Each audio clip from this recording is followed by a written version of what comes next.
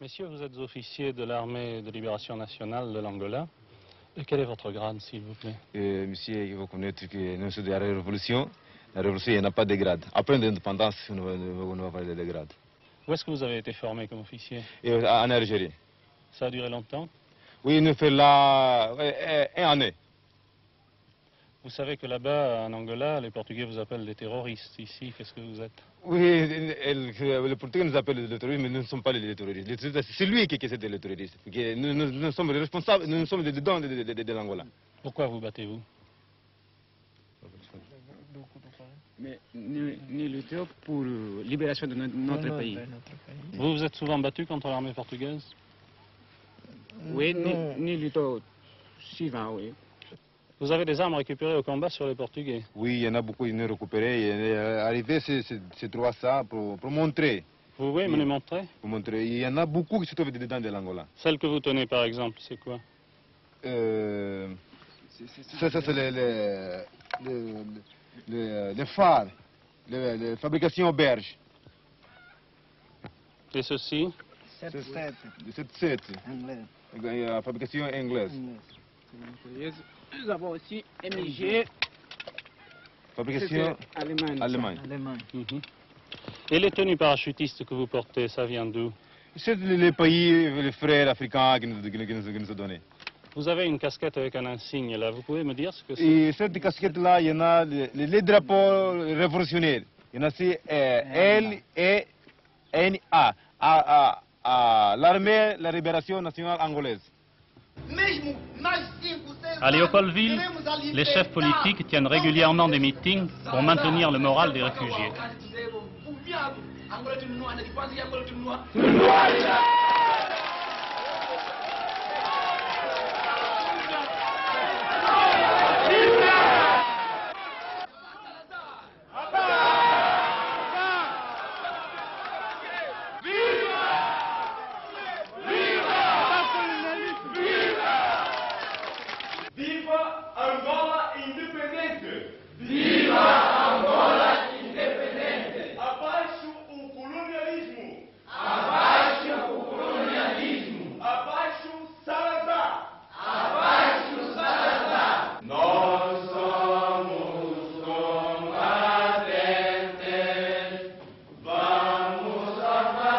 Autour du siège du parti de Holden Roberto, ces réfugiés, qui sont encore pour tout le Congo au nombre de 260 000, attendent, misérables et mal nourris, une aide de plus en plus rare de la Croix-Rouge ou de l'OUA.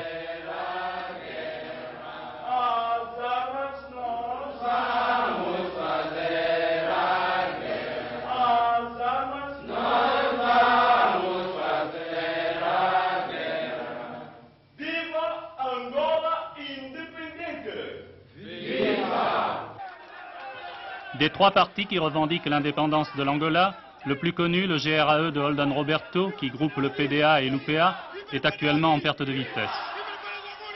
Holden Roberto lui-même s'est dérobé à toute interview et a préféré laisser la parole à M. Kunzika, son vice-président. Votre but, c'est la libération de l'Angola, et vous n'êtes pas les seuls d'ailleurs à vouloir ce but. Il y a également d'autres partis angolais qui poursuivent le même but d'indépendance. C'est ça, le but, l'objectif est commun, c'est l'indépendance de l'Angola, mais seulement nous sommes divisés par le moyen d'atteindre le but justement que nous voulons réaliser.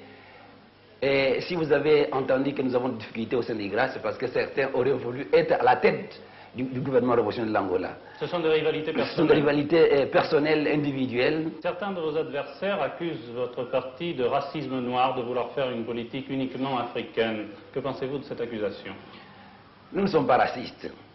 Je pourrais dire que ce sont d'ailleurs les Portugais qui ont développé cette notion de racisme chez les Africains, parce qu'ils ont voulu tabler leur colonialisme en Angola sur une politique multiraciale. Les Portugais ont tout fait pour nous diviser, et ce qu'ils veulent aujourd'hui, pour mater la révolution, c'est d'opposer les ethnies, dire que le Sud est opposé au Nord. C'est ça le prétexte. Sinon, à l'intérieur même de l'Angola, la plupart d'Angolais ne peuvent pas s'exprimer librement parce qu'ils sont surveillés par des autorités portugaises qui, au su et au vu de ce qu'ils peuvent faire, sont alors menacés ou de mort même ou de disparition. Dans l'état actuel des choses, la révolution qui a commencé il y a 4 ans marque un peu le pas sur le plan militaire en raison de difficultés extérieures. Est-ce que vous envisagez malgré tout une lutte pour la victoire ou est-ce que vous envisagez une possibilité de compromis avec les Portugais? Nous n'avons pas à envisager un compromis quelconque avec les Portugais. Ce sont les Portugais qui doivent savoir que nous sommes arrivés au terme où les négociations sont nécessaires. Parce qu'il fallait d'abord lutter contre les Portugais pour les obliger à reconnaître le fait que nous sommes pour l'indépendance de l'Angola et non pas pour un second Brésil comme ils voudraient le prétendre. Donc, nous voulons intensifier la lutte dans la mesure de nos possibilités. Certains pays tels que l'Algérie ou l'Égypte reprochent justement au GRAE de rester en ce moment à Léopoldville où vous êtes les hôtes du gouvernement congolais. Justement, je voulais vous demander si vous recevez du gouvernement de Tshombe la même aide que vous receviez naguère du gouvernement Adoula. Du gouvernement de M. Tshombe, nous avons reçu la déclaration de continuer à appuyer la lutte comme par le passé. C'est la seule aide morale bien entendu, que nous ayons reçue de ce côté-là. Mais le reproche qu'on nous fait de l'extérieur, d'être demeuré sur place, n'est pas justifié tout d'abord parce que, tout d'abord, nous avons la lutte, nous menons la lutte à partir du Congo où nous avons de longues frontières avec l'Angola. Nous avons déjà des positions en Angola que nous contrôlons. Si nous venions à quitter le Congo, les Portugais feraient sitôt de reprendre, de réoccuper toutes les positions que nous gardions et les Portugais auraient fini avec notre lutte. Monsieur André Cassinda, vous êtes le leader d'un nouveau mouvement militant pour l'indépendance de l'Angola. Il y en a déjà 2 à ma connaissance. Quelle est la différence entre votre mouvement et les mouvements précédents? Pour nous, la différence en est que les autres travaillent pour des ambitions personnelles, pour les cultes de personnalité, comme par exemple notre ami Holden Roberto. Pour lui, le problème angolais, c'était un moyen de s'enrichir, c'était un moyen de faire son commerce. Et pour les autres, le problème angolais, il va à travers des idéologies. Et bien alors, pour ceux qui font le commerce, pour ceux qui travaillent pour des idéologies, il n'y a pas, si nous pouvons dire, n'est-ce pas, la même pensée, le même parallèle, n'est-ce pas, pour qu'on arrive à solutionner notre problème qui demande la lutte pour la libération du pays, la liberté donc. Est-ce que votre parti milite en faveur d'une solution militaire radicale, la victoire contre les Portugais ou la mort, ou bien alors est-ce que votre parti accepterait éventuellement un compromis avec les Portugais?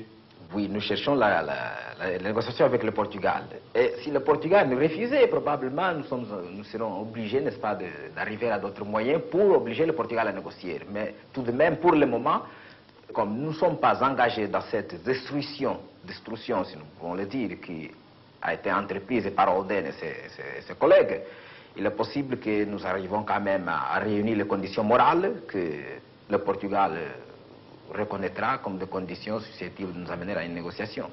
Et si Tshombe nous aide, il est probable, s'il nous appuie, il est probable qu'il voit à nous des hommes logiques, des hommes que, en s'occupant tout simplement de notre problème de Congo, nous souhaitons que l'hospitalité et cette solidarité de tous les Africains qui doivent nous aider pour nous libérer. Enfin, c'est à Brazzaville que nous avons rencontré le représentant du 3e mouvement, le MPLA, que l'on dit parfois très écouté dans les pays afro-asiatiques. Monsieur Lucio Lara, vous êtes membre du bureau politique du Mouvement populaire de libération de l'Angola, fondé en 1956. Quelle est la différence entre votre mouvement et les autres mouvements de libération pour l'Angola?